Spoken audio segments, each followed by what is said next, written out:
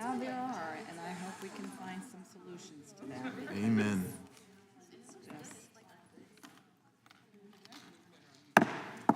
Subcommittee will come to order. Without objection, the chair is authorized to declare a recess. We welcome you all to the hearing today, and please stand as the gentleman from North Carolina leads us in the Pledge of Allegiance. I pledge allegiance to the flag of the United States of America and to the republic for which it stands, one nation under God, indivisible, with liberty and justice for all. I thank everyone for coming, and I'm told others are on their way. I hope that's true. I recognize myself now for an opening statement.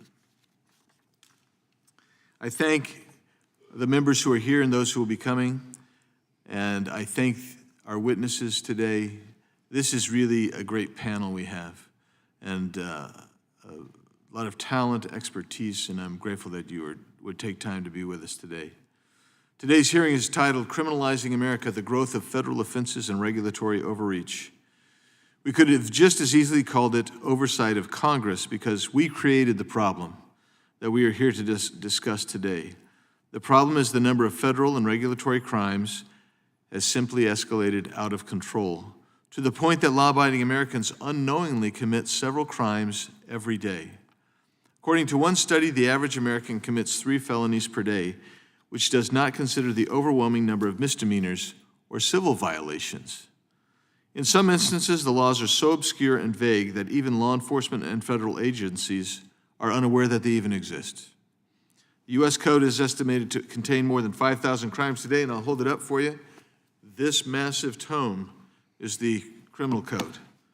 Just a decade ago, some scholars estimated there were approximately 4,500 crimes, and the fact that these numbers are just estimates underscores the severity of the problem. According to a study by the Federalist Society, the number of federal criminal offenses increased by 30% between 1980 and 2004. There were 452 new federal criminal offenses enacted between 2000 and 2007, averaging 56.5 new crimes per year. And over the past 3 decades, Congress has been averaging 500 new crimes per decade. And keep in mind that these estimated 5,000 criminal laws are not all neatly tucked into Title 18. Rather, they are scattered around the other 49 titles as well. The fact that this is only an estimate means that no one knows exactly how many federal laws subject U.S. citizens to criminal sanction. That includes Congress, the Department of Justice, and other federal agencies responsible for enforcing those laws, let alone your ordinary American. I called, when I first got elected, this is an issue I wanted to take care of. And so 8-9 years ago, when I was here, I called Congressional Research Service, and I said, how many crimes do we have, not just in the federal code, but through regulatory agency?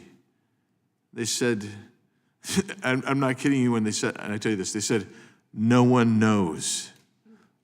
And I thought that is impossible, that no one knows. But estimates have that over 300,000. And so I guess it truly is, no one knows.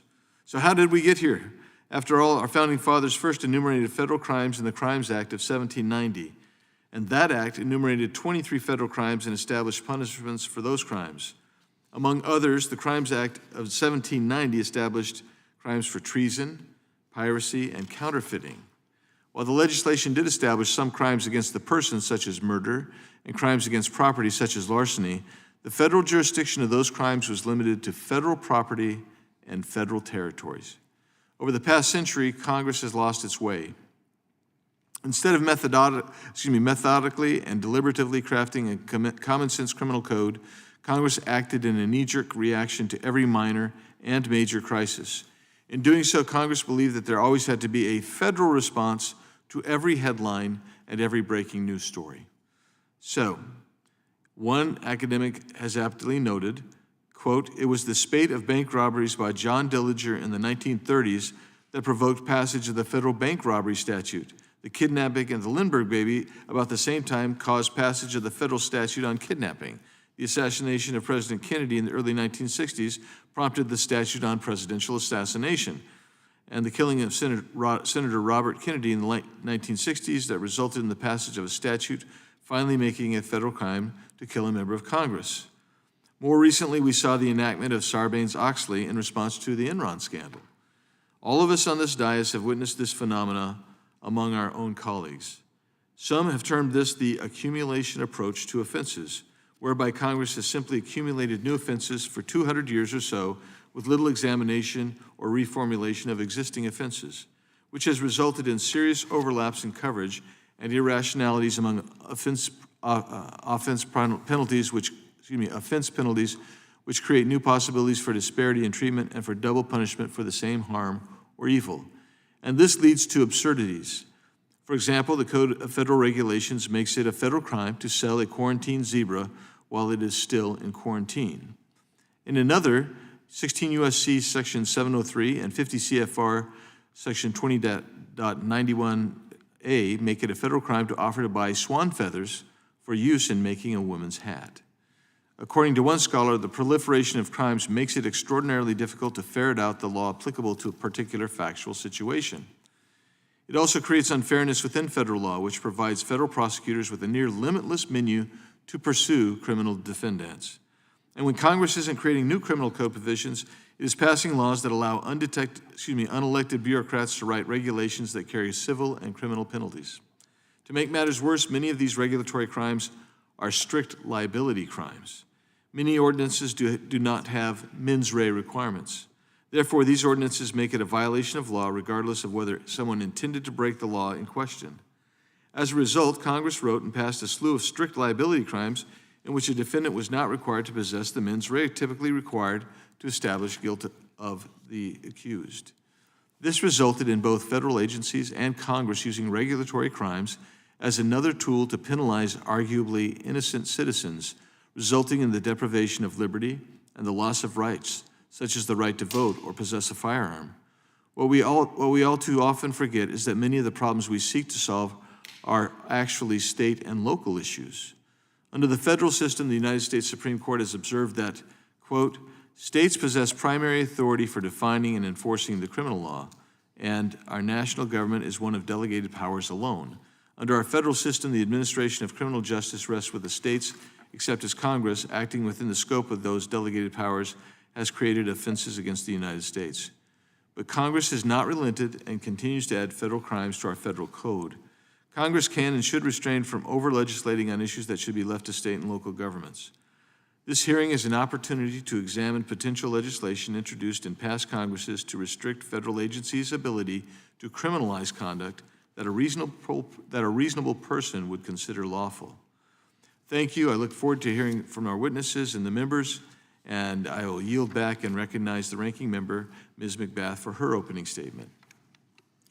Well, thank you, Chairman. And I want to thank you to our witnesses today, those of you that I was able to shake hands with, and Mr. Tolman, I'm sorry I didn't get a chance to properly thank you for being here today. But thank you for being with us on this hearing on overcriminalization. Our criminal justice system has many important purposes, laying out the laws that, if followed, prevent us from harming one another and making our country safer. Our criminal laws prohibit murder, drug trafficking, and fraud, and impose harsh penalties for those who harm others, whether it be physically or financially. Many of our laws are written clearly to achieve this goal, and many of our law enforcement officers and prosecutors use their judgment to prioritize cases in which they can address the gravest injustices. But unfortunately, some of our laws are not well written at all, and some actors in our justice system do not have their priorities in order. Whether due to misguided leadership or lack of resources, charges are sometimes brought against those who are the easiest to prosecute rather than to those who have caused the greatest harms. Often, this results in the disproportionate incarceration of people of color, people with limited financial resources, immigrants, people suffering from addiction, and even people who are actually victims of crime, such as those who commit crimes while being victims of human trafficking. Overcriminalization, the proliferation of federal crimes that cover more and more conduct, exasperates this problem. It leads to more surveillance, profiling, and targeting within the minority communities. It allows for people to face multiple charges for one criminal act, lengthening their sentences and increasing mass incarceration. Minorities are already subjected to harsher penalties for committing the same crimes, and the variations of potential charges brought on by our laws allow for even more variability, increasing the potential for discrimination in a system that is supposed to be impartial. Because of this, communities have lost trust in public safety and the overall system. Many don't feel safe, and they don't feel supported enough to call the police when they witness a crime or provide a tip that may break open a case for fear of being arrested themselves or prosecuted, which in turn making it even harder to prosecute serious crimes. This problem is especially troubling given this administration's stated priorities. President Trump has already repeatedly vowed to use the criminal justice system for his own interests, rounding up the nonviolent immigrants and people who look like immigrants, pursuing his political enemies, exonerating grifters, and even mass pardons for those who violently assaulted our police officers here in Washington on the Hill January 6th, just because they did so in the name of Trump. This is an incredible abuse of our criminal justice system, which should be focused on preventing and prosecuting violent crime, preventing theft of families, hard-earned savings, and holding corporations accountable when they harm workers and our consumers. We need to return to an evidence-based policy agenda that actually use our limited resource to make us safer. That's why I'm proud to co-lead, along with Congressman Roy, Ranking Member Biggs, and Congressman Cohen, the Count the Crimes to Cut Act. This bipartisan bill would require the Attorney General to provide us with a report detailing all federal crimes, including the elements, the potential penalties, and the number of prosecutions in the last 15 years, and the mens rea requirement, which asks what the mental state of the person was at the time that they committed the crime. This will help us look for places where we might eliminate policies that simply don't make sense, so we can make sure that our criminal justice system is focused on what really, really matters.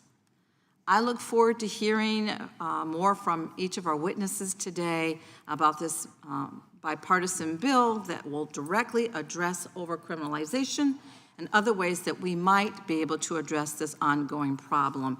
And I ask in unanimous consent to enter into the record a statement for the record on today's hearing from the National Association of Criminal Defense Attorneys. Without objection. Thank you. And with that, I yield back. Gentlelady yields back. I'll turn to the ranking member of the entire committee, Mr. Raskin, and yield to you, if you'd like. Thank you, Chairman Biggs. I appreciate it. And thanks to the ranking member, Ms. McBath. Thanks to the witnesses for joining us today. Criminal defense attorney Mike Chase has documented some of the most preposterous crimes in the federal code. For example, it's a federal crime to sell Swiss cheese without holes in it. Some people prefer Swiss cheese without holes in it, but it's a crime to sell it. It's also a federal crime to receive through interstate commerce a small toy ball that doesn't contain a warning that says this toy is a small ball.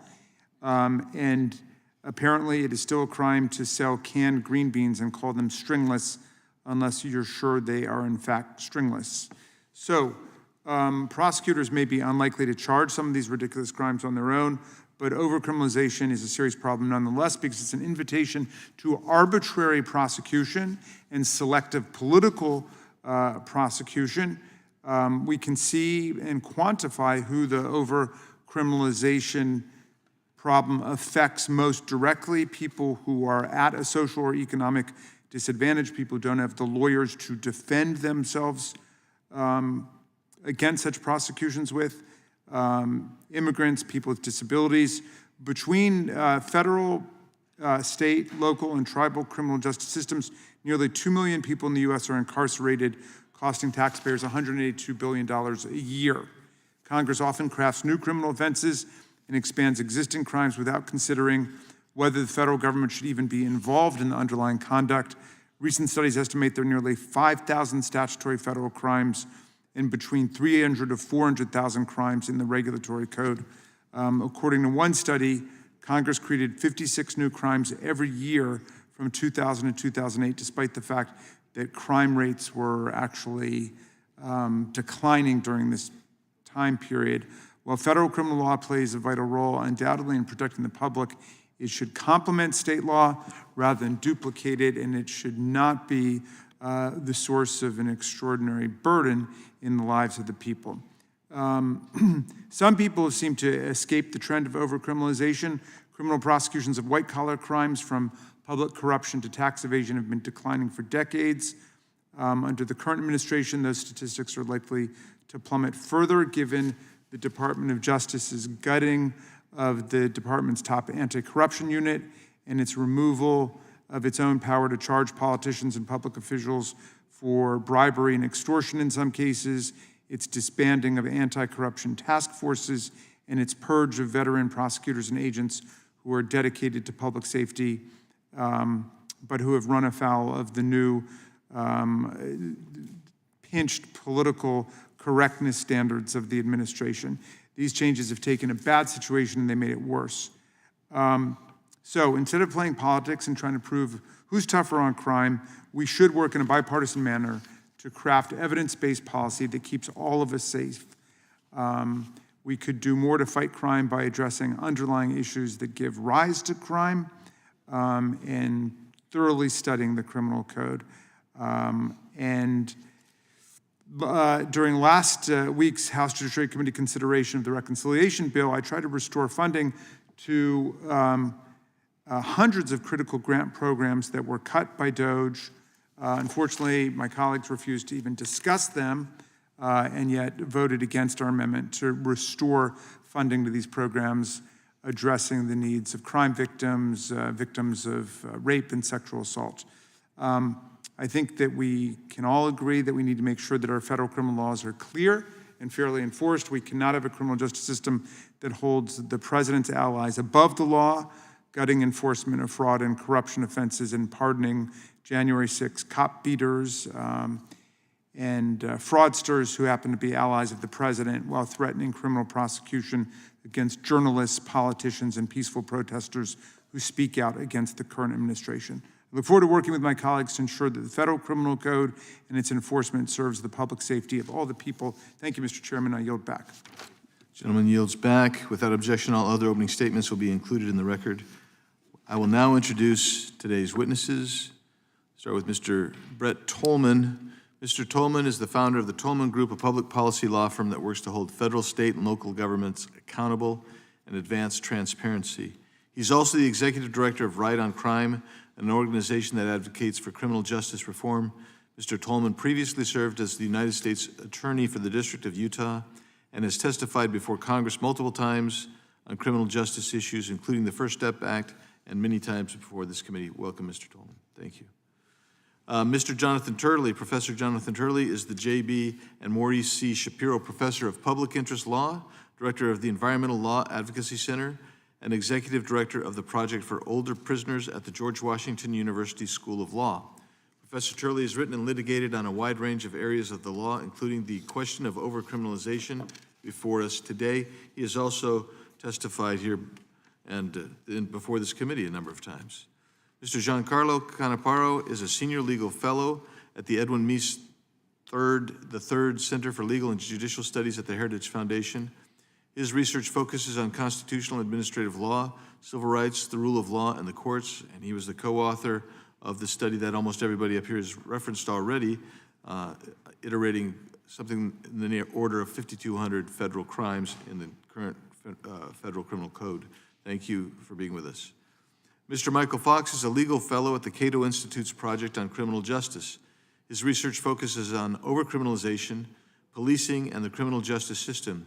He previously served as a public defender in Colorado. We welcome each of you today. Thank you for being here. And we'll begin by swearing you in. Would each of you please rise and raise your right hand?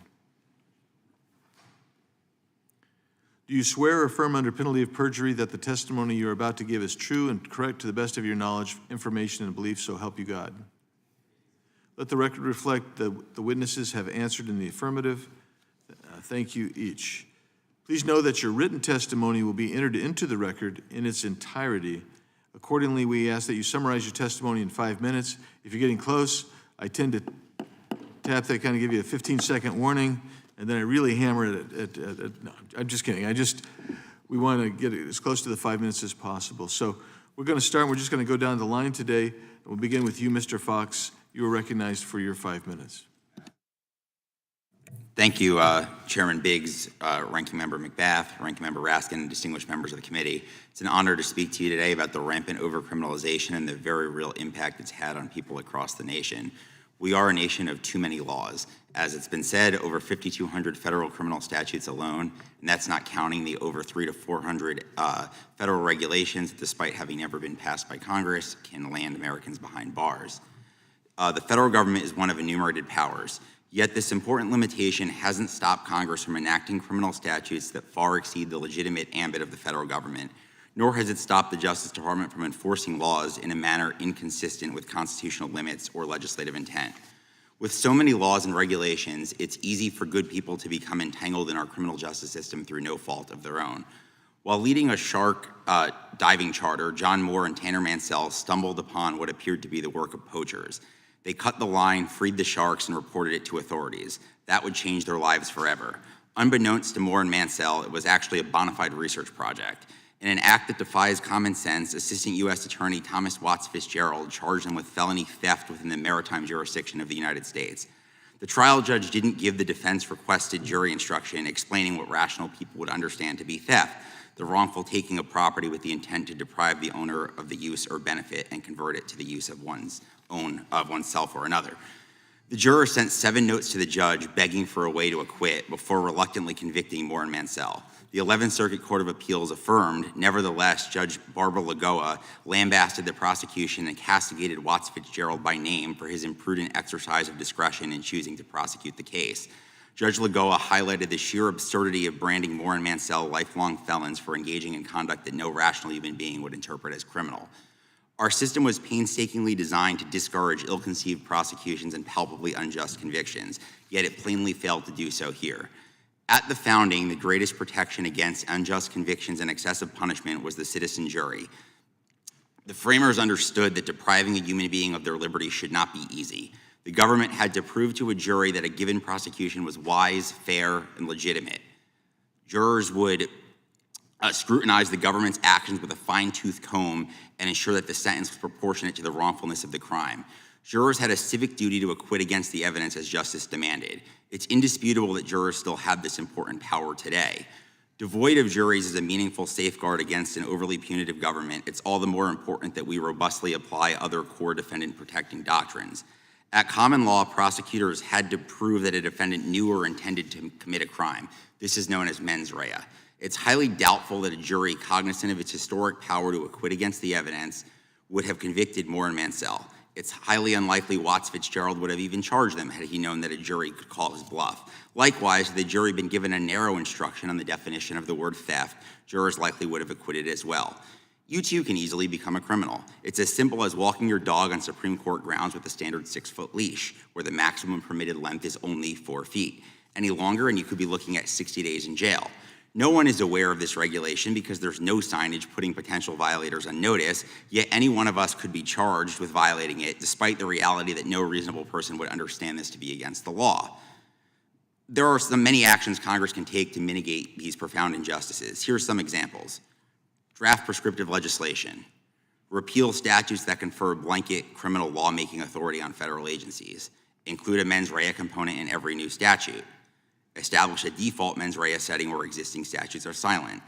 Mandate that federal judges inform jurors of their historic prerogative to acquit against the evidence. As Justice Gorsuch notes in his recent book, criminal laws aren't the solution to every problem. A criminal justice system must be perceived by the public as legitimate to be effective. a system that seeks to send well-meaning people like John Moore and Tanner Mansell to prison over a veritable mistake merits neither our confidence nor our respect. I'm eager to work with you to change that. Thank you for holding this important hearing, and I look forward to your questions. Thank you. Now we will recognize Mr. Canaparo for your 5 minutes. Thank you all very much for having me. It's my pleasure and honor to testify. My name is Giancarlo Canaparo, and among other things, as was mentioned, I wrote this report, which is, as far as we know, the most recent and up-to-date count of the crimes in the United States Code only. I want to begin with the ancient Roman maxim that ignorance of the law is no excuse. That old rule makes very good sense when the law prohibits things that are morally wrong, like murder or kidnapping or theft. And because every person knows that morally wrong actions are often illegal, and it's fair to presume that people know that. We can also fairly presume knowledge of some laws that are morally neutral, what lawyers call malum prohibitum crimes, provided that those crimes are well publicized, not too numerous, and based on common sense, like, for instance, the rule against smoking in this building. But what if malum prohibitum crimes are not well publicized, number in the tens or hundreds of thousands, and defy common sense? What if, for instance, as Congressman Raskin mentioned, we made it a crime to sell Swiss cheese that didn't have holes in it? And what if we divided that crime among 4 different laws and scattered them pell-mell throughout hundreds of thousands of pages of law? America has, in fact, done exactly that. It is a federal crime to sell Swiss cheese without holes in it, and to know that, you'd have to consult 3 statutory provisions and a federal regulation. It's not the only such crime. In 2022, I partnered with the Mercatus Institute to deploy an algorithm to count the crimes to count the provisions in the United States Code that create at least one crime, and then to estimate the number of crimes contained therein. Our report found that the number was 5,199 crimes in the U.S. Code, but that's only in the U.S. Code. That's already more than any one person could know, but the Code of Federal Regulations includes probably hundreds of thousands of more, and as you mentioned, Chairman, nobody actually knows. Now, the Swiss cheese crime is only one example. As Representative Maskin mentioned, Mike Chase, the lawyer, wrote How to Become a Federal Criminal. It's a hilarious and depressing book about some of these most extreme examples. It's illegal to sell bacon that in a package that doesn't display the representative slice through a visual window, clear window. It's a crime to submit a design to the federal duck stamp contest if your design does not primarily feature eligible waterfowl. And again, crime to sell a marble across state lines if it's not marked with a warning that says this toy is a marble. Now, there's some laughter in the room because those examples are ridiculous, and that is the first problem with the proliferation of malum prohibitum crimes. The criminal law should not be ridiculous. Ridiculousness brings the criminal law, indeed the whole system of law, into disrepute. And it brings our lawmakers into disrepute, both Congress and the agencies, which are meant to be reasonable and competent governors and not pedantic nannies. The second problem is that if knowledge of the law is not a reality, the rule of law itself suffers. Everyone will know, of course, that they can't actually know the law, and everyone will know, therefore, that they can't obey the law, and all the while everyone will remember that they cannot justly be expected to do the impossible. Americans will rightly conclude, then, that such a system of laws is unjust and unworthy of both obedience and defense. Meanwhile, the government won't be able to enforce all those laws equally and fairly, so the rule of law will be tainted by bias or the appearance of bias, both of which are destructive to the rule of law. Now, numerosity is one problem. The lack of any intent or mens rea element is another. The intent element is a requirement as ancient as the maxim that ignorance of the law is no excuse. But at the same time that we broke the foundation under that maxim, we eliminated intent elements from many of those numberless crimes. That means that you can be guilty of violating countless thousands of federal criminal laws, even though you don't know that they exist, and even if you don't know that you're breaking them. So, for instance, the Swiss cheese crime has no intent element. So even if you don't know about that law, and even if you don't know that your Swiss cheese lacks holes, you can be prosecuted. You can find many more examples of such prosecutions in my written testimony and in the sources cited therein. The takeaway from all of this is that the proliferation of federal crimes and the erosion of intent elements has made America's criminal law both ridiculous and unfair. That status quo is terrible for the rule of law and ought to be changed. So what could Congress do? You could order agencies to count the criminal regulations and get a handle on the problem, but a word of caution, that task is beyond the Department of Justice. It may even at this point be beyond the agencies. It might be better simply to repeal regulatory crimes that have not been enforced in, say, 10 years. Meanwhile, Congress can and should create a default intent element in any federal regulatory crime that lacks one. And finally, Congress or the courts might create a limited mistake of law defense for certain malum prohibitum crimes. All these are good options. I hope you consider them, and thank you for inviting me. Thank you, gentlemen's time has expired. Chair recognizes Professor Turley for your 5 minutes. Microphone, please. Thank you, Chairman Briggs, Ranking Member McBeth, Chairman Jordan, Ranking Member Raskin, for the pleasure of and honor of speaking to you today about criminalization of federal law. It was exactly 27 years ago, on May 7th, 1998, that I appeared in this room to testify on overcriminalization of federal law. And I note this for two reasons. One is my birthday was just yesterday, and I didn't think I could feel any older then, so I thank you for making me feel very, very old. The second is it's something of a marking point, a navigational beacon on how little success we have had over 27 years. We are facing the same crisis of overcriminalization. There are an estimated over 5,000 federal crimes and hundreds of thousands of regulatory crimes. This would have been unimaginable for the framers. After all, in the Constitution, there is only 3 crimes mentioned: treason, piracy, and counterfeiting. When Congress got to the point of actually creating criminal code, they came up with 23. They seemed to think that was sufficient. It would be truly otherworldly for them to know what happened to the federal criminal code, particularly because they believed that police powers largely rested with the states. The danger is that it erases the line between criminal and civil conduct. And that danger is that criminal law not just is meant to create a stigma, because it's supposed to reflect an intent of harmful or even evil intent, but it also creates all types of costs for our legal system. And the framers talked about that. Madison talked about it in Federalist 62. And what they said is that you can't make criminal laws where citizens just have to guess what is criminal. It has to be the brightest of bright line rules. And instead, we have become a nation of mattress tag felons, where everything that you do can also be treated as a felony.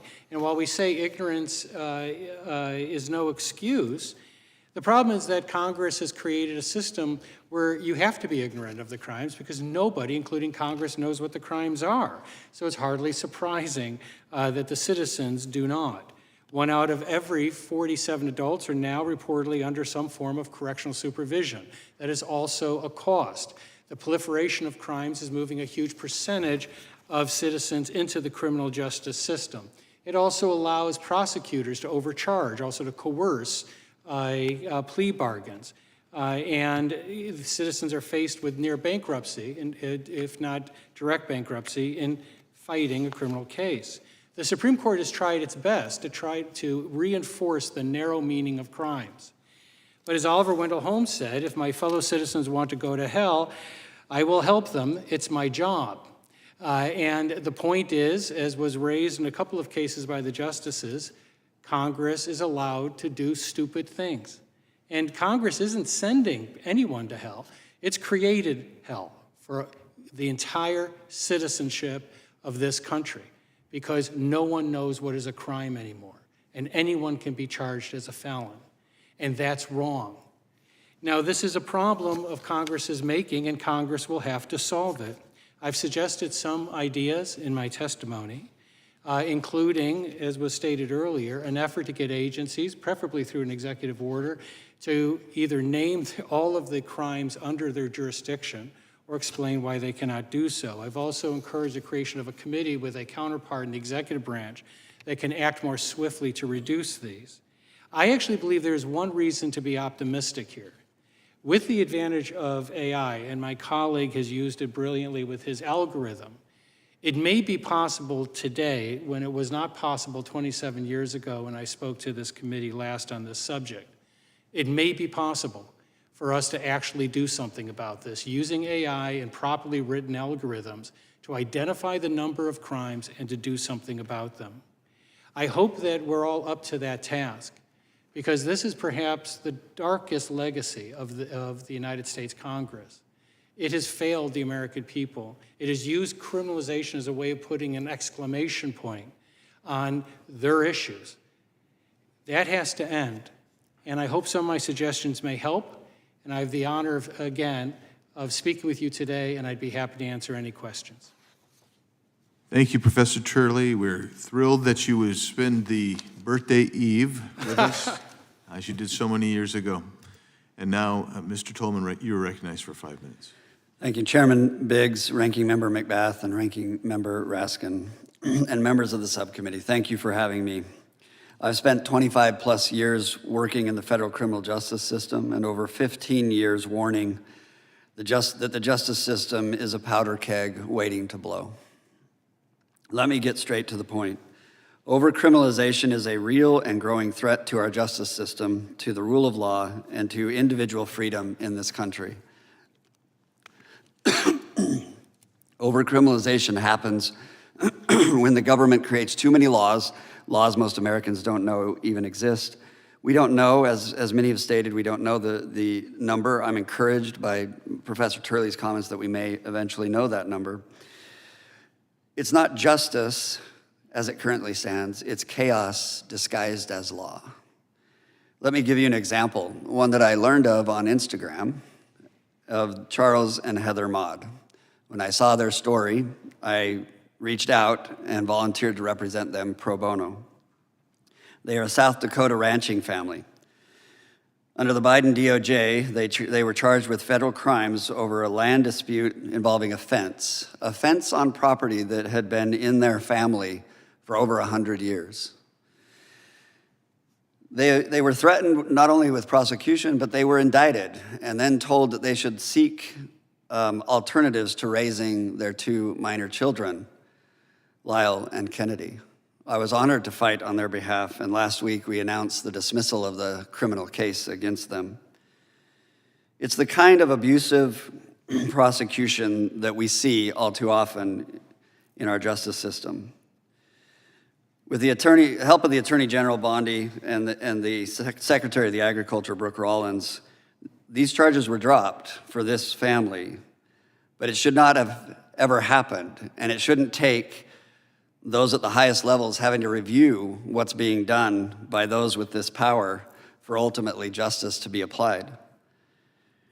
This isn't how a free nation should operate. We are punishing people who make mistakes, not criminals, not violent offenders, just people who happen to run afoul, often of laws that they don't understand or they don't know.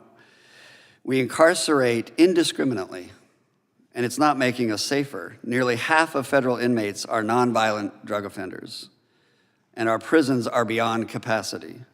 To add fuel to the fire, hundreds of thousands of Americans remain on some kind of community supervision for many years after their release, far beyond what studies have shown reduce recidivism.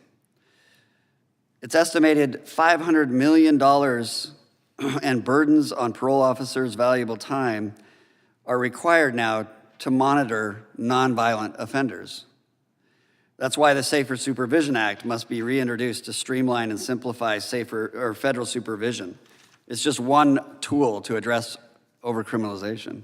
In addition, prosecutors have too much discretion, too little restraint, and virtually no oversight. I've been a prosecutor. I know how important those tools are to catch true criminals, but without constitutional checks like mens rea, the intent to commit a crime, we risk punishing innocent Americans for actions they didn't even know were illegal. Adding to their unsettling perception of unbridled power is the use of civil asset forfeiture, an abusive and unconstitutional way to take citizens' property without ever securing a criminal conviction.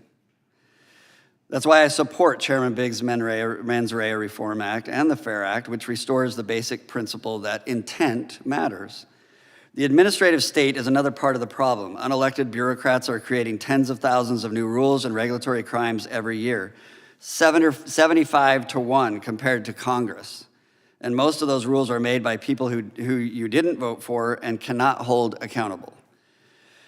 That's why I also support Representative Chip Roy's Count the Crimes to Cut Act. It's simple. We need to know what crimes are on the books and who's enforcing them. Let's audit this system. It's common sense, and it's required if we want a constitutional rule of law in our justice system. We cannot ignore the role of some judges are playing. When judges pick winners and losers based on politics, not law, they erode the trust in the entire system. Recent rulings on deportation, election integrity, and sanctuary cities are just latest examples. But this issue is bipartisan. Democrats have also tried to pack courts when decisions don't go their way. In short, overcriminalization fuels lawfare, undermines our Constitution, and strips Americans of their rights and dignity. It leads to over-incarceration, abuse of prosecutorial discretion, runaway regulation, and judicial activism. Thank you. We appreciate all of your testimony. And now we'll proceed under the 5-minute rule with questions. The chair recognizes the gentleman from North Carolina, Mr. Knott, for 5 minutes. Thank you, Mr. Chairman. To the witnesses and those opening statements, this is an important topic, and I thank you for your scholarship and for your advocacy.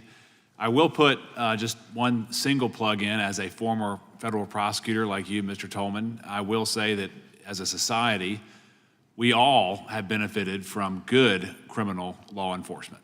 And there is a very distinct role and an important role in the legitimate use of the prosecutorial authorities and to combat real crime. And as an organized crime prosecutor, I saw real crime. But unfortunately, the topic that we are diving into today delegitimizes, I would submit, the use of criminal law. It weakens it and it pollutes it in the minds of all Americans. And you know, I'm thrilled that we're having this discussion. And one of the unfortunate effects at the local, the state, the federal level, Mr. Tolman, your example speaks to this quite clearly, is it inverts the intended constitutional balance where the government should be working for the citizens. But in reality, all citizens now, because of the abuse, are working for the government, whether you're an educator, a business owner, whether you are a family, someone who's just an independent person, your ability to operate freely has been greatly hindered over the last 50 years because of the over-criminalization of what should be civil actions. And to that end, Mr. Holman, the administrative state, in my opinion, and sort of its all-encompassing bureaucracy, has been so confusing and robust in its growth that most people don't even know how to conceptualize it, respond to it, adhere to it, challenge it if there is an enforcement action of some sort. What are some ways that citizens can, how should we better enable citizens to protest and to fight back when the administrative state approaches them? I couldn't agree more. It has been almost impossible. Two things. The Attorney General now has started a commission that will be reevaluating cases that lack that appropriate intent or that look like might have been warfare, lawfare, or politicization of the power. And in addition, Secretary Rollins, and I think other agencies should follow, has opened up a hotline for individuals to call and to identify their case and what's going on and to be able to plead their case. I only happened upon the mods based on Instagram and a social media post. I would love to know those others out there of all walks of life that are being targeted unfairly by our Justice Department. Mr. Turley, in your opinion, what is something simple that we could do quickly to give citizens relief from these confusing patchworks of criminal enforcement? I mean, for instance, what about a reasonable care defense or something that we could afford citizens efficiently and quickly right now? I think the challenge for Congress is this has snowballed to such a size, and it's metastasized, to mix my metaphors, it's also metastasized throughout the system. Right. Most of the problem here are going to be administrative crimes, where Congress creates a general crime, just leaves it to agencies to fill in the details. It's what Justice Scalia said, the fuzzy leave the details to be sorted out by courts, legislation, but he could add also by agencies. I've suggested a couple of things that Congress can do to start here, to make changes in how it proceeds. One is to establish a tight rule that if you create a new crime, you have to not only go through multiple committees, but satisfy a narrow type of standard. and that standard should include a mens rea requirement. That itself would at least stop the flow from here, and then you need to focus on what has already gone through the system. And I suggest a couple of steps to try to first to gauge the exact number of crimes that we're dealing with here, but also to create a shadow system, to create a committee here and also an executive office that can work in real time together. So the part of the problem is that the delay in dealing with this, as we saw with previous task forces, is just otherworldly. Right. It just, the clock got burned and nothing really happened. And so I hope my testimony lays that out. It does. To some extent.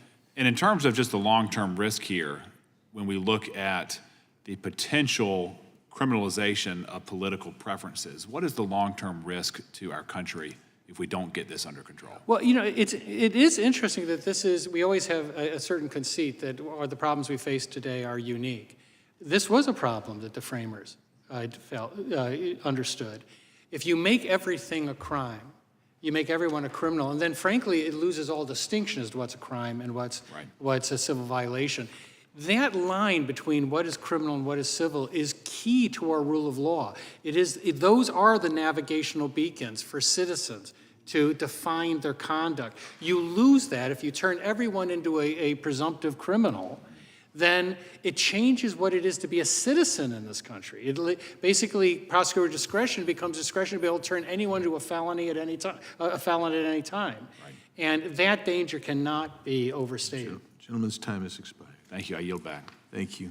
Chair now recognizes the ranking member, Ms. McBath, for her 5 minutes. Thank you, Mr. Chair. Mr. Fox, as you know, minorities and members of marginalized communities often face barriers to accessing legal resources, including legal representation, knowledge of their rights, understanding the legal system, or the means to navigate a really complex legal system, and making them far more vulnerable to unjust prosecution and punishment. Can you kind of just expound a little bit with us today and explain how overcriminalization exploits these disparities? Yeah, sure. So if you look at, the federal inmate population, right now it looks like it's about 156,000 people. That's a lot considering that the federal government actually doesn't have that much jurisdiction over crime. It's mostly quintessential state law, so there's a lot there. If you look, it's 35% black when the population's 14% black, 31% Hispanic when the population's 19% Hispanic. A lot of these laws, it's just, they want to go after people that have limited means, that have less resources to fight back, so that way they, they're able to sort of go after, people that they think are easy targets. And as was mentioned earlier, a lot of the people that are in federal prison are low-level, drug offenders, nonviolent drug offenders. These are not people who actually need to be incarcerated, who need to be in the system. We spent about $182 billion over the course of a year incarcerating 2 million people. And frankly, all this does is undermine people's trust in the system. There are, jurisdictions in certain cities in the country where the clearance rate for violent crimes is at or near zero. I think everyone wants violent crime solved, but when you're harassing people over things that most people would agree shouldn't be crimes, you sort of undermine the legitimacy. People are not willing to call the police. They're not willing to testify for the prosecution. When there's a lot of these communities, DC being one of them, that are both over-policed and under-policed at the same time, meaning that there's a lot of officers per capita, yet the crime rates are still pretty high because the arrests are for low-level offenses that people just really don't want to be involved with. Thank you for that. And Mr. Tolman, how does the investigation of minor crimes reduce the effectiveness of law enforcement personnel and prevent them from addressing violent crimes? You kind of touched upon it a little bit earlier, so if you could spend a little bit more time telling us about that. Yeah, we are not using our resources for the most important crimes, the crimes in which we need to be afraid of an individual rather than just mad at an individual for what they did. It's ironic that the one particular AUSA was referred to by Mr. Fox earlier. I actually had a case against him, and it was an individual who owned an aquarium that brought in the wrong type of fish and was saddled with a federal felony. Did not know that he brought in the wrong type of fish, and the paperwork was one of the issues. That happens every day in this country. We can talk about the crimes that are not being, that we laugh at, Many of those crimes are being used by bureaucrat prosecutors. I'm very proud of the work that I did, but the number of cases that I wish were actually aimed at the violent individuals in our communities. We've stopped working and being part of gang task forces across this country. We've limited the use of the federal resources on sex trafficking and human trafficking. We've got to get back to being good partners to our state police and law enforcement officers who have the primary responsibility on violent crime.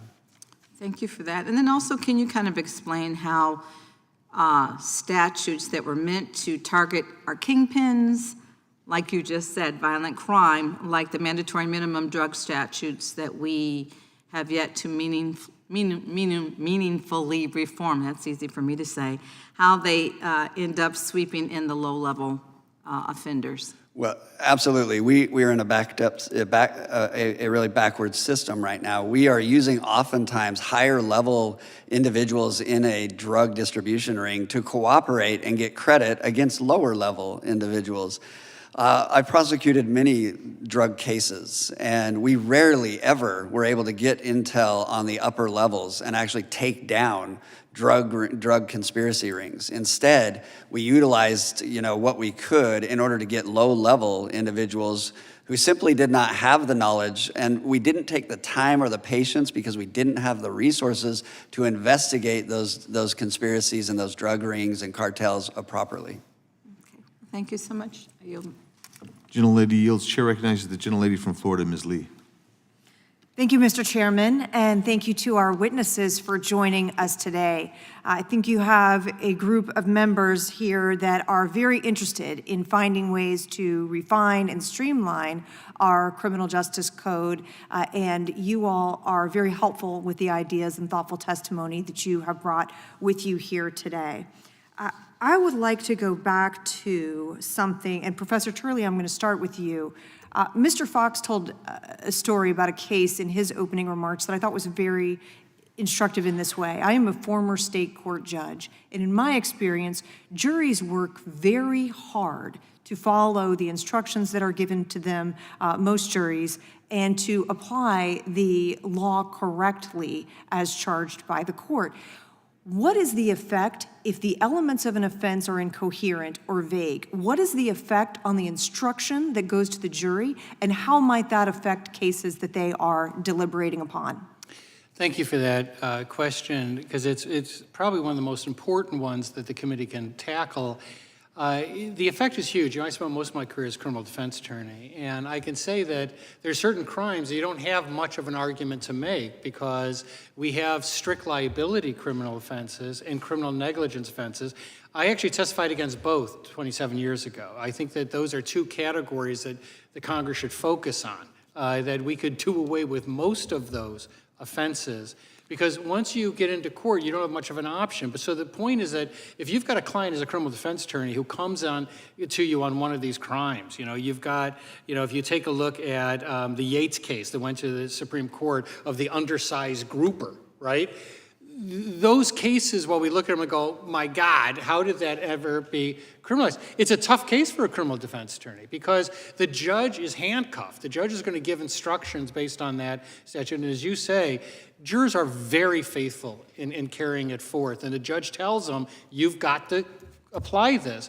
So we have to eliminate those laws. We can't just rely on discretion. And the other thing about prosecutorial discretion, which is enormously important, because I really do agree with Congressman Ott when we talk about the role of prosecutors here. Most prosecutors, like Mr. Tolman, are very faithful and very thoughtful. I've worked with a lot of great ones. But prosecutorial discretion only works if you frame the range of discretion. So what you've done is you've blown away that frame. So there's literally discretion now for prosecutors covers conduct that everyone commits every day. That's the danger. It's not that we're not saying you shouldn't have discretion, but you're the ones who are supposed to wall in the discretion and allow them to work within it. And staying on that point, I think that gets back to, I believe it was Justice Scalia, the fuzzy laws that we passed and then hand over to regulatory agencies.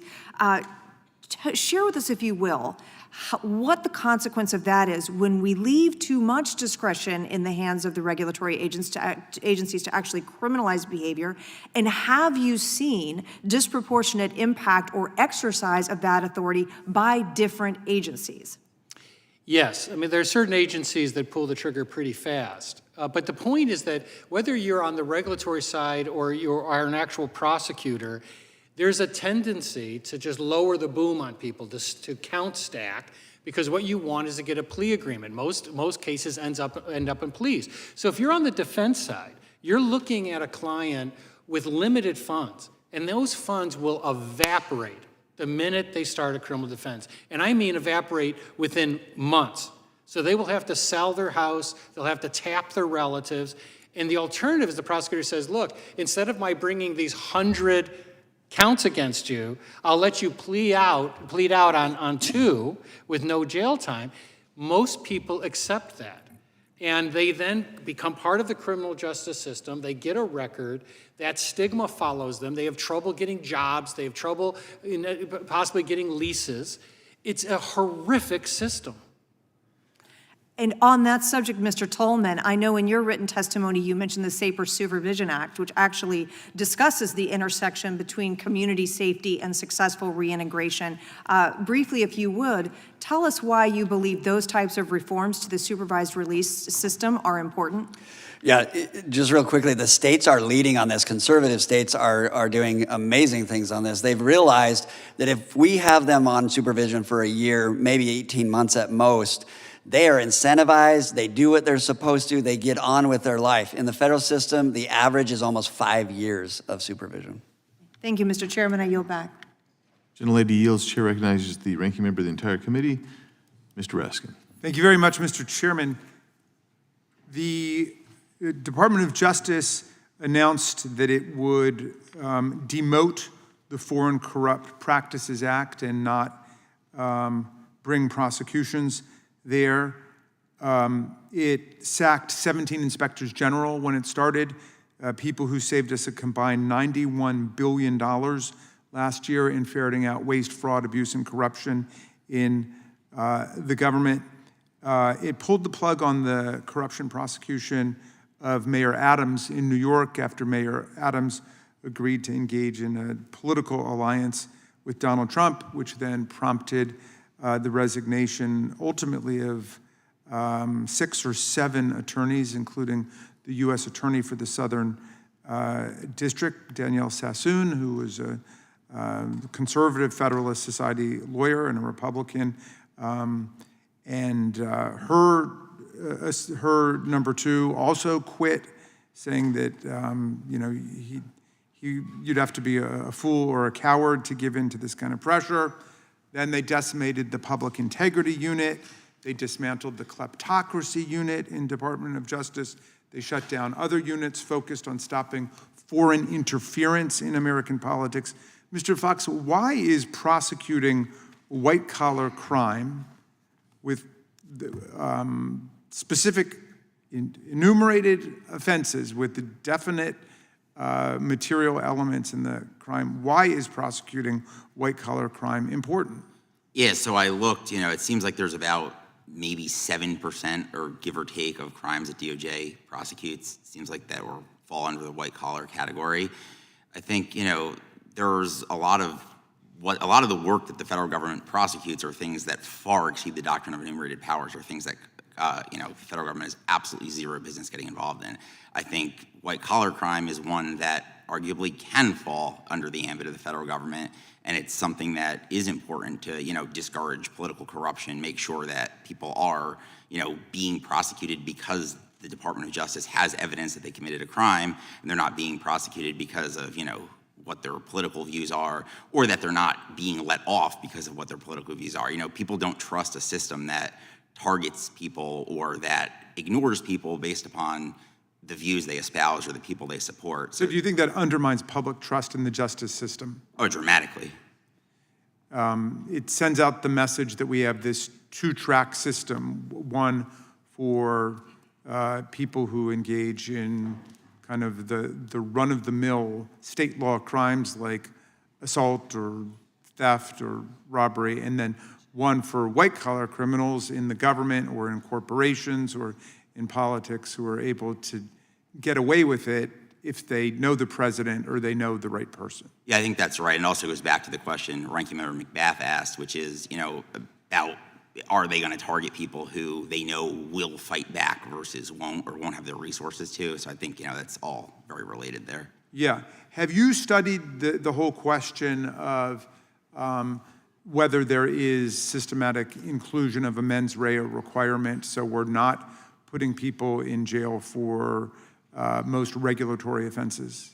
Yeah, so a lot of regulatory offenses, and frankly also a lot of statutory crimes, don't include a mens rea. The theft charge that I talked about before in the Moore and Mansell case, if I were to take Mr. Canaparo's water bottle and give it to Professor Turley, we're on federal property, technically I could be charged.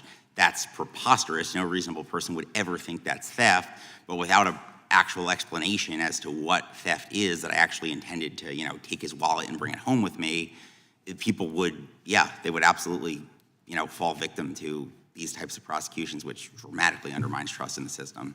Yeah, I understand that the chairman and I think Ms. McBath have this Count the Crimes Act, which suggests that we don't even know how many crimes we have. There's been such a radical proliferation of offenses throughout the federal code. But do you think it would be advisable for us, once we've counted the crimes, to propose a Cut the Crimes Act, where we get rid of a lot of the offenses that transform malum prohibitum regulatory crimes into real criminal offenses that most people would think should apply only to malum in se?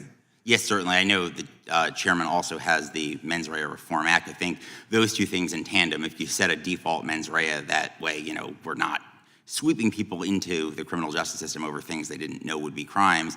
And then also, I'm not sure it's actually possible to count all the crimes, but assuming we can do that, then we're able to sort of come to a consensus as to what doesn't belong.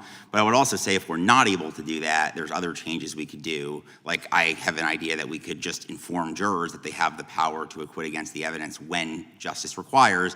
So in a case where the Department of Justice brings a charge like the case I discussed before, where any rational person would think it's absurd, the jury can be like, you know what, we don't agree with the defense theory, this is nonsense, we're going to acquit. And that's a power they still have. And I yield back to you, Mr. Chairman. I don't want to commit a criminal infraction here by going over my time. Too late. Too late, yeah. Chair recognizes the gentleman from California, Mr. Kiley.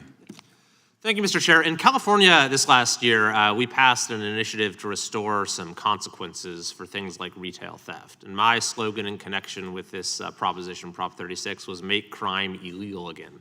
Because there are some things in our state, like stealing, that are sort of classic textbook criminal behavior, that because of our criminal laws, folks could basically carry out with impunity. So that did pass. There are also at the federal level, as has been mentioned, ways in which we need to be enforcing the law against serious crimes in a more aggressive fashion. But perhaps there should be a corollary to that slogan, make crime illegal again, which is to make non-crimes legal again, which is what we're talking about today. We shouldn't be prosecuting people for buying Swiss cheese without holes, or for making a stamp with the wrong kind of duck on it, or for accidentally buying the wrong kind of fish for your aquarium. I think there are some basic intuitive common sense principles we would all agree a criminal code should have, that it should include things that a typical person either knew or should have known are wrong or are illegal. They should be reasonable things that make sense to people. Yes, this is the sort of thing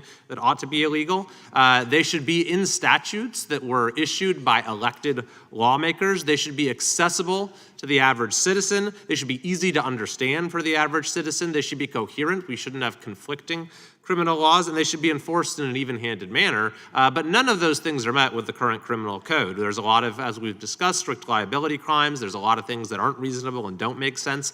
It's a 75-to-1 ratio for crimes that are issued by bureaucrats as opposed to lawmakers. A lot of the criminal code is behind paywalls that you have to pay money to access, and then even if you can access it, you can't make heads or tails about what it says without cross-referencing the rest of the code.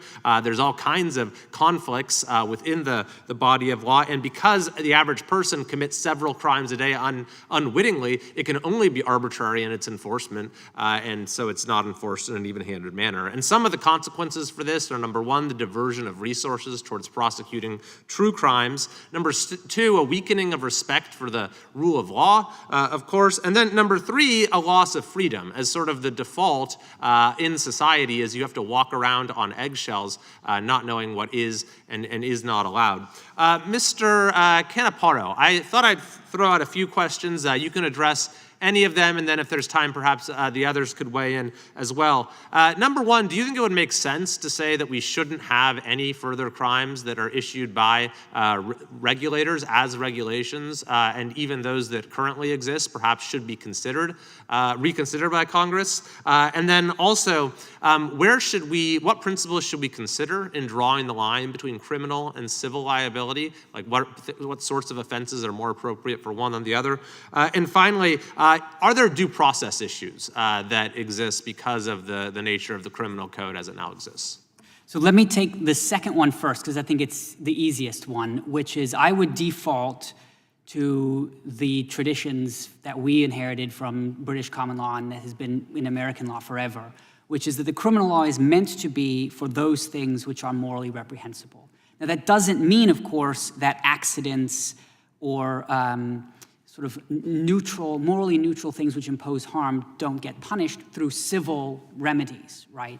But as Professor Turley mentioned, to make those all crimes fundamentally erodes that difference and changes the nature of citizenship. So that's question number two. Number one, let me get to, we've been touching on the counting and how we count and how we cut regulatory crimes, right? I think actually you can do both at the same time.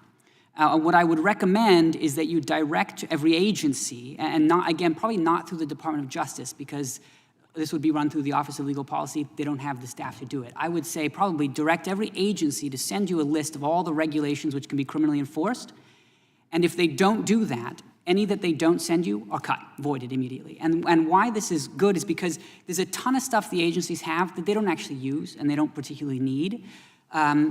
And so what they'll do is they'll send you the stuff that they think is important. And by virtue of what they don't send you, you can sort of say, okay, the Swiss cheese kind of crimes, those go away. But here are the ones that the agencies, in their limited time and resources, thought these are really important, let's keep them. So I would say, in short, tell the agencies, tell us what's important. Anything that doesn't show up on your list is voided immediately. So you could sort of do both at the same time. Thank you. I yield back. Gentleman yields. Chair recognizes the gentleman from Tennessee, Mr. Cohen. Thank you, Mr. Chair. Mr. Fox, I just curious, I was listening to your testimony and about Sacco and Vanzetti, or whoever they were, Moore and Mitchell, or... Moore and Mansell. Yeah, we have Moore and Mansell. What should have been the crime for cutting that NOAA apparatus apart? Yeah, so going back to actually the point Congressman Kiley just made is I don't think it should be a crime. I think this is a thing... Shouldn't be a crime to cut something that you get nothing to do with, it's not your area of jurisdiction, and to cut it and destroy it? Well, if they intended to do that, yes, but because they didn't, I think this is sort of a civil issue where I forget the person's name, but the person who had the research project should, take them to court, and they should pay for the loss of the property that was damaged. But I don't think it's the purview of the government to get involved and prosecute them for it. And this goes back to the point of why mens rea matters. If they had gone in there intending to destroy it, yeah, I think that's very different. And then that probably would be appropriate to charge them and convict them with what happened. But that's not the case here. It was a mistake. They thought they were, saving some wildlife, saving some sharks, and inevitably it was not poachers. Just curious. I looked it up and kind of didn't think it. I think it probably should be some type of offense to destroy something that you really have no jurisdiction, and you don't make yourself the police and you make a mistake. They should have taken a deal or something, but regardless of that. Mr. Tolman, let me ask you a question.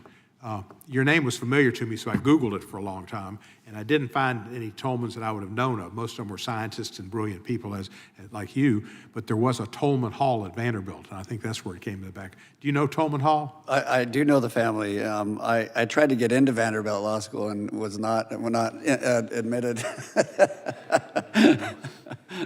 It's a good school, and I'm sure Yes. that doesn't mean anything. They get, but it's a good school. Overcriminalization.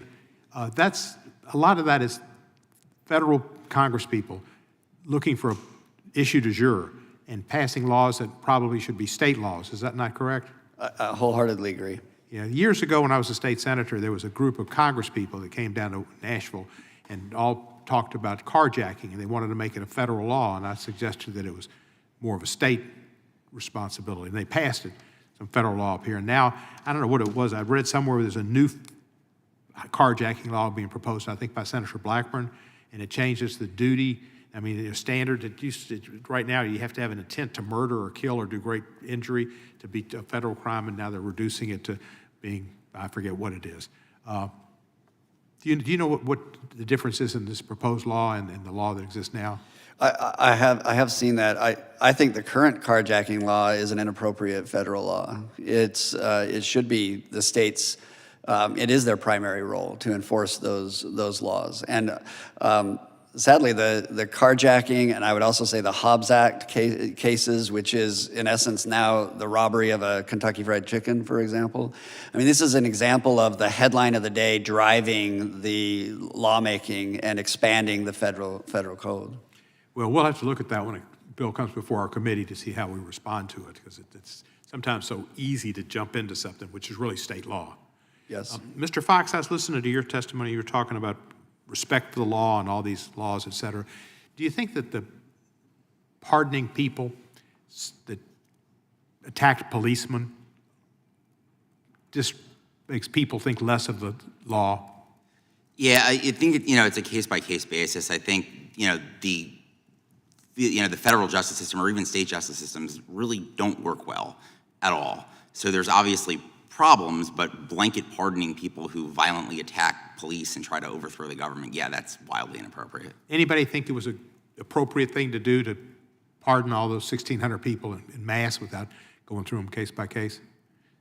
That creates a lot of people thinking it's who you know or what you do, et cetera, and disrespect for the court system, because it was nothing to do with the prosecutors doing wrong or anything like that. It was just a class of people that he decided to do. And then there's been a lot of pardons lately. I don't know if you've kept up with them, but lots of folks in the crypto business who have been convicted, large monetary fines, as well as jail time, and tremendous amount of restitution, and they've been pardoned. And that's, it happens. It used to be that the presidents had some shame, and even if they gave a pardon to their brother or to somebody that gave them a ton of money, they waited until the last minute and they could get out of town. Now they put it on Truth Social and they parade it around, and then they appoint them to be an ambassador somewhere. Thank you. I yield back the balance of my time. Gentleman yields back. Chair recognizes the chairman of the committee, Mr. Jordan. Thank you, Mr. Chairman. Mr. Canaparo, what was the number? How many crimes? It was like 5,000. You had some number? In the U.S. Code, we, with reliable certainty, estimated 5,199, but that's only the code. That's only the code. So how many crimes are out there that aren't created by Congress but are created by the agencies? We don't know for sure, but the number is almost certainly around between 300,000 and 400,000. So Americans can be charged with all kinds of crimes that they don't even know exist, that they don't even know they broke, that were created by people they didn't elect. That's the situation we're in. Correct. Such a deal, right? Such a deal for Americans. This is how ridiculous it is. I'll give you a real life example. The ATF, out of thin air, said something that they had even said was legal, that had always been legal, said we're going to now say pistol braces are illegal, and if you don't get rid of it, turn it in, destroy it, whatever, your property, if you don't do that, even though we told you it was fine years ago, even though there's nothing in the law that says it's a crime, you're going to be a felon. It's crazy. So I want to thank the chairman for bringing this together. I mean, you cannot create talk about lack of respect for the citizens of this country. They don't even get a say in the people they elect on most of this stuff that they can get charged with, which is crazy. How does that fit with our constitutional system, Professor Turley? I'll let you and Mr. Tolman talk a little here too. And we appreciate you all being here. Well, it goes to what I mentioned earlier, that the danger of overcriminalization is it can change what being a citizen is. If everyone is potentially criminal in conduct that they engage in every day, it changes the relationship to the government. And by the way, it also has an impact on how people view real crime. So if everyone is a presumptive felon, if everyone is a mattress tag puller, if everyone can be charged with the discretion of a prosecutor for things that most people do, then you lose the stigma, the clarity for the real crimes. And that includes things like shoplifting. That is, you see the sort of casual attitude towards law breaking, but the government can be a terrible teacher in that respect by treating everything as potentially criminal, and then nothing's really criminal. It's just basically the government can either bring you into the criminal justice system or not based upon a whim or discretion. That has an enormously corrosive impact on the meaning of being a citizen, the relationship of individuals to their state. Yeah, diminishes respect for the law in general, and may lead to less prosecution of real crime, which Mr. Kiley just talked about. And then the thing that scares me, as much as both of those, is it encourages, I think, the weaponization of the government against people they don't like or who have a different political philosophy. And we have seen all three of those things in the last few years, which is, again, frightening and why this hearing is so important. Mr. Tolman, I'll go to you. And one thing to keep in mind about the 300,000 plus regulations that have criminal penalties, almost all of those are white-collar crime. So you're targeting you have the largest section of your criminal laws are actually targeting those that most likely have no criminal intent. And that's why we're seeing such ability of prosecutors without any proper accountability to use that against everyday citizens that don't have criminal intent. So back to the mens rea for at least that. Or at least that. Yeah, that would make sense. I'll give the Democrat witness, which I normally don't do in hearings like this. I'll let you say something if you want, Mr. Fox. Yeah, no, I agree. I mean, you know, the whole idea is you have to actually intend to commit a crime. Just doing something, you know, thinking you're trying to help someone, like saving a bunch of sharks from poachers. Or there's another case where it was a man who was hiking on a mountain. He was, a professional runner, went up what unbeknownst to him was a closed trail. It had two tiny little signs.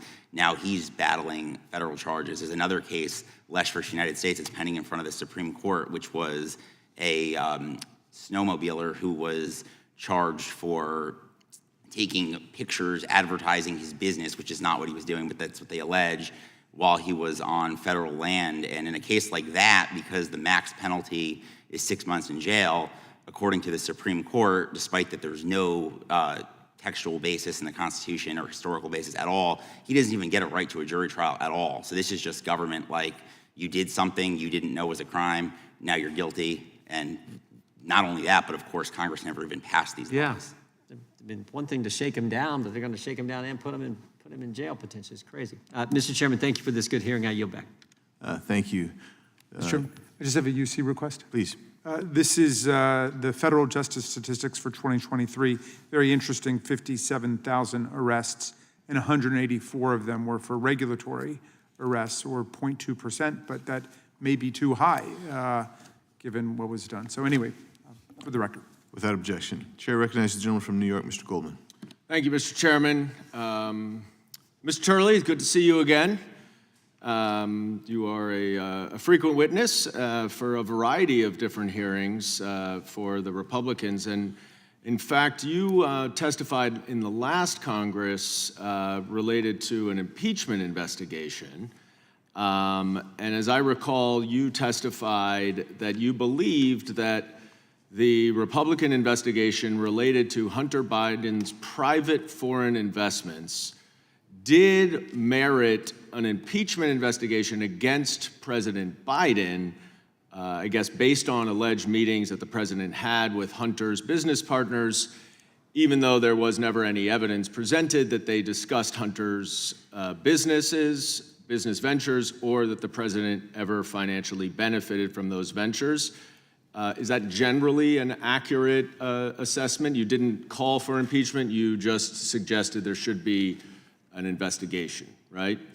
The purpose of that hearing was to determine whether there could be an impeachment inquiry and whether if I'm just asking what you testified, Mr. I'm trying to say that. No, did you say directly that there was a legitimate basis to move forward with an impeachment investigation?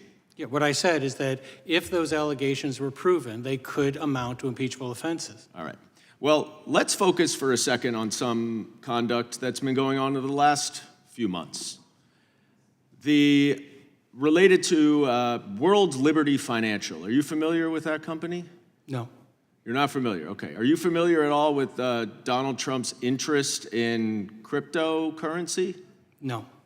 So you're not familiar with the fact that Donald Trump issued a meme coin 2 or 3 days before his inauguration? I saw something of that in the press, but I'm not that familiar with it. Okay. Well, let's hypothetically, it's not hypothetical, it's true, Donald Trump has a financial interest in a meme coin named after himself. And he recently offered a VIP White House tour and special reception to the meme coin's 25 biggest holders. After that announcement, the coin surged more than 50%. Does that seem like something that warrants investigation to you, Mr. Turley? Well, there's no question that you can investigate that to see if there was any criminal conduct. I want to distinguish between that and the influence peddling scandal that the hearing was about in the Biden administration. I'm not talking about that hearing. And I know you like to filibuster, Mr. Turley. No, I'm happy to talk about that hearing. It was the biggest joke of an investigation. It was embarrassing that you call yourself a credible criminal professor, that you would actually think that there was any evidence that warranted an investigation. But I'm focusing right now because it would seem to me, if you have any credibility, you would agree that auctioning off a White House tour for the highest investors in your own company would warrant either impeachment or criminal investigation. But let me move on because it gets worse. The president is a significant financial beneficiary of a company called World Liberty Financial, which issues a stable coin. Are you familiar with stable coins? I'm not. Okay, a stable coin is essentially a digital version of a dollar that can be used in transactions. Recently, the World Liberty, this organization which Donald Trump is a beneficiary of, entered into a deal with a UAE-backed company that would complete a $2 billion transaction with a company that has previously admitted to engaging in money laundering. And Donald Trump's company will now generate tens to hundreds of millions of dollars in revenue from that transaction with a foreign government. And I'm sure you're familiar with the Foreign Emoluments Clause, Mr. Turley. Would you say that based on that information, since apparently you only follow Hunter Biden's finances and not President Trump's, would you say that based on me providing you with that information, that would warrant an impeachment investigation? Congressman, when you say that we have to preserve our credibility, I think you would agree. Can you answer the question, sir? He's trying to answer the question. Your time has expired. I will allow the gentleman to answer the question. Thanks. In the interest of credibility cited by the member, I'm not going to rely on the facts that you just gave me for the first time to render a judgment on it. I'm not opposed to investigations of alleged corruption. That was the point of the previous hearing. But the way to establish credibility is not, as you did, sir, just engage in personality attacks and personal innuendos. I'm happy to speak with you and to work with you about anything dealing with corruption in this building. I've been writing about that for 3 decades. I've been called as a witness for both the Democrats and Republicans dealing with that. Well, but the way to presume, I've only seen you as a witness. Your time for has the expired, sir. Republicans. Your time has expired. I'm happy to yield back.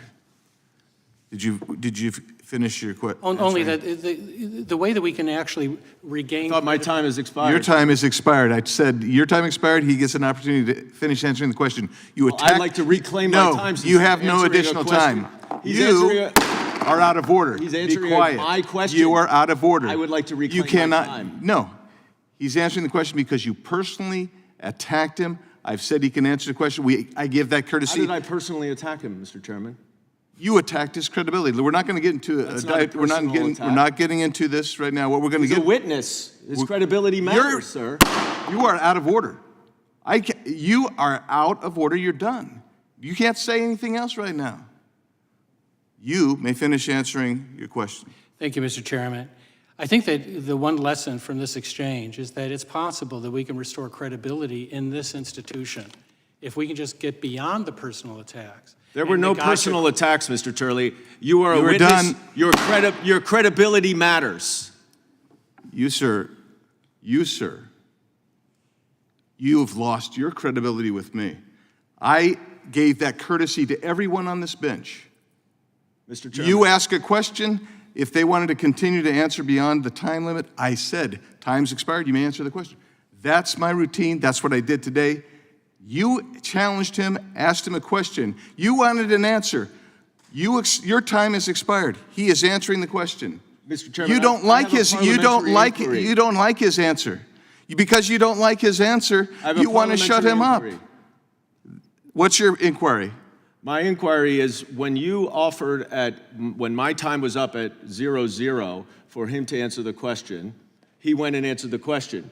You then gavelled and said my time was up. That's not a parliamentary inquiry. You gavelled and That's not a my time is up. parliamentary I would inquiry. like to know when That's not a parliamentary my time inquiry. is up and when he gets to continue answering the That is not a question. parliamentary inquiry? Your parliamentarian's about to tell you. That's not a parliamentary inquiry. He actually disagrees. He thinks it is a parliamentary That's not a parliamentary inquiry. Why? I'm asking for the process question, the process question as to when my time is up, which you allowed him to answer the question. You then gavelled and said my time is expired. Yeah. And then you then offered him to answer the question again, which he already had done. No, sir. If we were to watch. You did it based on accusations that I was personally attacking him, which I was not. Excuse me.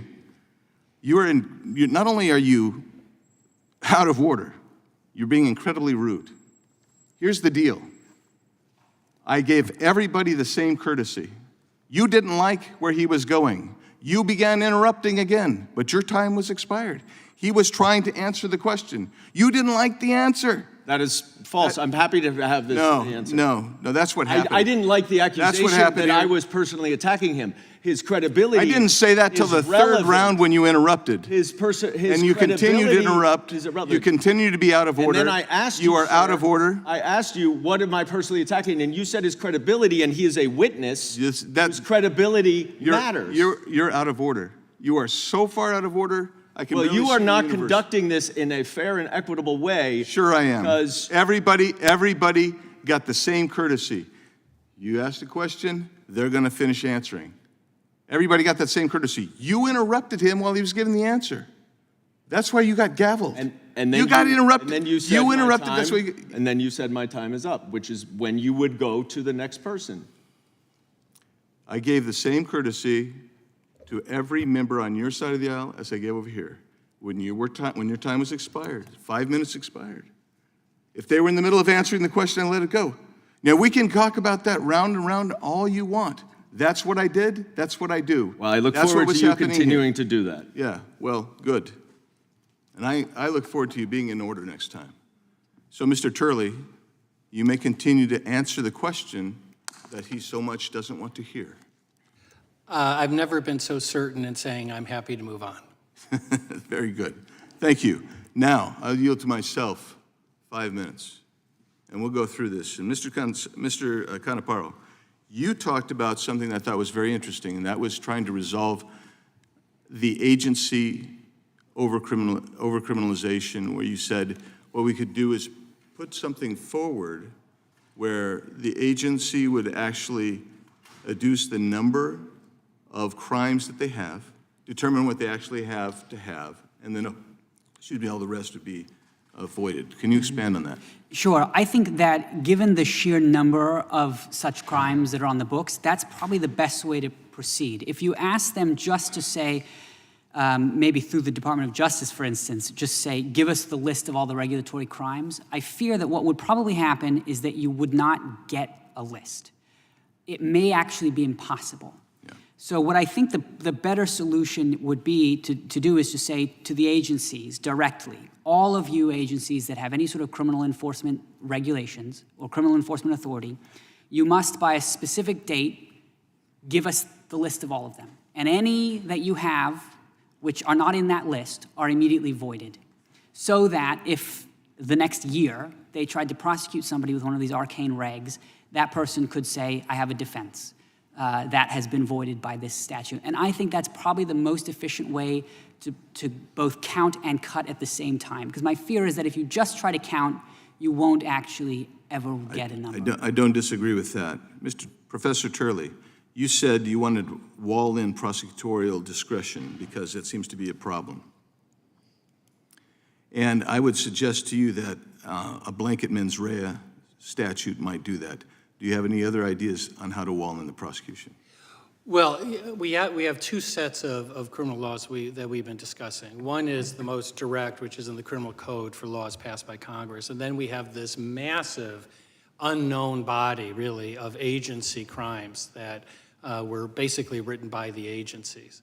That's why we don't have really any walls. There are no walls. It basically is almost covers the same expanse as civil conduct. And you can't have a legal system like that, I think, without fundamental problems for citizens. So the idea is that prosecutor discretion is supposed to exist within a walled space where you define that space, that this is the specific conduct, and you're absolutely right. If that space is defined by mens rea, then prosecutorial discretion really works quite well. And I want to say that I really am intrigued by Mr. Canaparo's idea that that you can ask the agencies, what are the crimes that you are enforcing, and just presume that everything that they don't mention is obviously a crime that's not that important to them. And we're going to have to engage in sort of categorical eliminations. You're talking about hundreds of thousands of crimes. So you're going to have to find some way to make deep and serious cuts. And the agencies can actually give you the map for that. Thank you. Mr. Fox, while not explicitly mentioned in your written testimony, you've written about trial penalty in the past. Can you briefly explain why one of the problems we're talking about today, too many laws on the books, contributes to the perpetuation of the trial penalty? Yeah, absolutely. Thank you, Mr. Chairman. So the trial penalty is the difference in the sentence that you're offered at a plea stage and what you would get post-trial. In theory, it should be the same, because if it's not the same, there's something changing there. And there's a number of ways that prosecutors can coerce people into pleading guilty. Someone before mentioned charge stacking, that's just filing multiple charges. They can threaten family members, threaten to re-indict as a habitual offender, use pretrial detention. And I was a public defender. I had clients who would be offered plea deals that they could walk home that very moment while the prosecutors were arguing that they were a danger to the community and needed to be held on bond if they were going to go to trial. Obviously, those two things cannot simultaneously be true, so that's another way that they frequently do that. They've even been able to threaten to impose the death penalty against people just to get them to plead guilty. And when you have things like mandatory minimums that tie judges' hands, so if they go to trial and are convicted, there's nothing the judge could do but impose the sentence that he or she is bound to impose. And then absent juries who are able to ask questions like, what would the sentence be if I convicted, or is this something that I think is appropriate as a member of the community to prosecute someone for? There's sort of, prosecutors have unbridled discretion. I will say, I also wrote recently, there's two federal judges, Judge John Kane in Colorado, Judge Jed Rakoff in New York, both of which Judge Rakoff actually said that the point reduction for accepting responsibility is unconstitutional, and Judge Kane said that he will not apply it for the same reason. And the argument basically is you're getting a reduction in sentence because you're pleading guilty. That undermines your Sixth Amendment right to a jury trial, and the right to a jury trial is the only right that exists twice in the Constitution. It's both in Article 3 and in the Sixth Amendment. So really, judges need to aggressively police plea bargains and not just blanketly, do whatever prosecutors ask them to do. Thank you. Thanks for that. Thanks to our witnesses for being here today. It's kind of fun till the end, right? Appreciate you being here and your testimony, and we will adjourn this meeting.